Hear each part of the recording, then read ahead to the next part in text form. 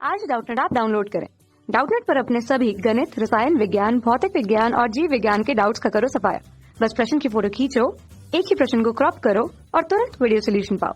अभी डाउनलोड करें। हेलो दोस्तों, आपका प्रश्न है, यदि HeCH4 तथा SO2 के गैसीय मिश्रण को एक महीन छिद्र से विसरित होने दिया जाए तो ज्ञात कीजिए कि प्रारंभ में निकलने वाली गैसों का मोलर अनुपात क्या होगा। दिया है कि इन गैसों के मोलों का प्रारंभ में जो अनुपात हमने पात्र के भीतर लिया है उसका अनुपात दे रखा है 1:2:3। ठीक है, तो चलिए इस प्रश्न को हल करते हैं। तो दोस्तों, जो गैसों का बाहर मिश्रण निकलेगा उसके उनका क्या अनुपात होगा ये हमसे कह रहा है। अब जैसे प्रारंभ में हमने जो इन हीलियम गैस ली है, CH4 गैस ली है और SO2 गैस ली है, इस पात्र में इनका अनुपात इसके मोलों का अनुपात क्या लिया गया है 1:2:3। अब ये जो छिद्र है इससे दोस्तों ये सभी गैसें क्या हो रही हैं, लगातार विसरित हो रही हैं। अब ये जब गैसें विसरित होंगी तो इनके मोलों का अनुपात क्या होगा, बाहर निकलने वाली गैसों के मोलों का अनुपात क्या होगा, ये हमसे पूछ रहा है। ठीक है, तो यहाँ पर सबसे पहले हम यहाँ पे हीलियम गैस और CH4 गैस, इन सभी गैसों के क्या कर रहे हैं, अणुभार पहले ज्ञात कर ले रहे हैं। ठीक है, तो अणुभार ज्ञात करने के लिए क्या सूत्र है, यहाँ पे सबसे पहले हम CH4 का अणुभार ज्ञात करेंगे। MCH4 बराबर कार्बन का परमाणु भार 12 + 4 गुणा हाइड्रोजन का परमाणु भार 1, तो ये आ जाएगा 16 ग्राम।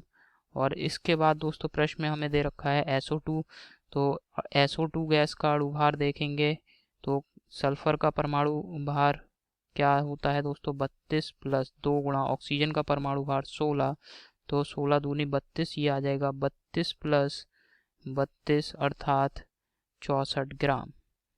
ठीक है, सभी के हमने अणुभार ज्ञात कर लिए। हीलियम का परमाणु भार जो होता है, हीलियम का परमाणु भार कितना होता है 4। तो दोस्तों जिस अनुपात में ये गैसें ली गई हैं उसी अनुपात में ये उसी के गुणक अनुपात में ये बाहर निकलेंगी।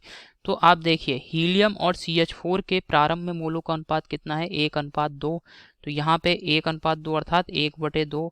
और विसरण की दर किस पर निर्भर करती है, अणुभारों के वर्गमूल के व्युत्क्रमानुपाती होती है। तो यानी M हीलियम का अणुभार, यहाँ हीलियम का परमाणु भार लगाया जाएगा। ठीक है, और यहाँ पर आ जाएगा CH4 अर्थात मेथेन गैस का अणुभार। इतना समझ में आया। तो जो मोलों का प्रारंभ में जो अनुपात लिया गया उसको इस प्रकार से लिखेंगे। और ये ठीक है, तो ये जो अनुपात आया N हीलियम बटे N CH4, ये जो गैसें बाहर निकलेंगी इस पात्र में से उनके मोलों का अनुपात होगा। तो यहाँ अब मान लगा देंगे, आंकिक मान, तो ये आ जाएगा 1/2 अंडर रूट CH4 का अणुभार क्या दे रखा है 16 और हीलियम का परमाणु भार 4, तो इसे हल करेंगे 4 चौक 16, तो ये आ जाएगा दोस्तों हीलियम N हीलियम बटे N CH4, N हीलियम बटे N CH4 बराबर क्या आ जाएगा 1/2 और अंडर रूट से इसको बाहर ले लेंगे तो ये आ जाएगा 2, तो 2 से 2 ये कैंसिल आउट हो गया। तो यहाँ पे क्या आ जाएगा N हीलियम बटे N CH4 बराबर इसका मान आ गया 1। ये आप देखिए समीकरण 1, मतलब ये हमारा एक रिजल्ट आ गया। इसके बाद दोस्तों N हीलियम बटे N SO2 इनका अनुपात ज्ञात कर लें, या फिर N CH4 और N SO2 का ज्ञात कर लें। आप कहीं से किसी का भी ले सकते हैं यहाँ पे। ठीक है, अनुपात तो यहाँ पे आ जाएगा दोस्तों N हीलियम बटे N SO2, इसका अनुपात क्या आ जाएगा 1/3 गुणा अंडर रूट, यहाँ पे हीलियम का यहाँ पे क्या आएगा दोस्तों SO2 का अणुभार ऊपर आ जाएगा, ये 64 हो गया, बटे हीलियम का अणुभार यहाँ 4 आ जाएगा। ठीक है, तो 4 को यहाँ हल करेंगे तो ये आ जाएगा 4/3। तो क्या आ गया दोस्तों हमारे पास N हीलियम बटे N CH4, इसका मान क्या आया था 1/1। तो इसको दोस्तों क्या करेंगे हम 4 से ऊपर गुणा कर लें, 4 से नीचे गुणा कर लें। अब इसको समझ में आएगा आपको क्यों हम ऐसा कर रहे हैं। तो इसको 1:1, इसको 1/1, इसको 4/4 भी लिख सकते हैं। ठीक है, तो और दूसरा हमारा रिजल्ट क्या आ गया N हीलियम बटे N SO2 4/3।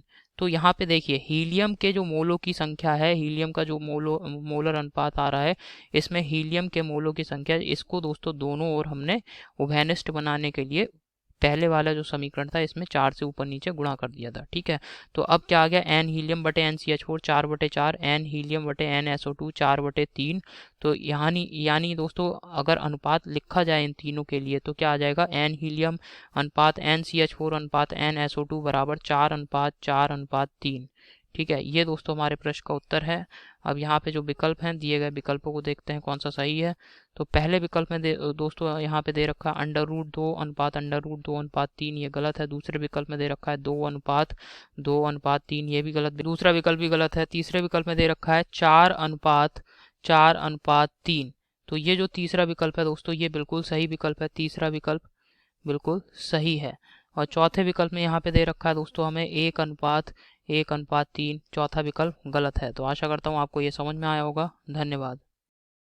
कक्षा 6वीं से 12वीं से लेकर नीट, IIT, JEE वो एडवांस के लेवल तक 1 करोड़ से ज्यादा छात्रों का भरोसा। आज ही डाउनलोड करें डाउटनेट ऐप या व्हाट्सएप करें अपने सारे डाउट्स 8400 400 400 पर।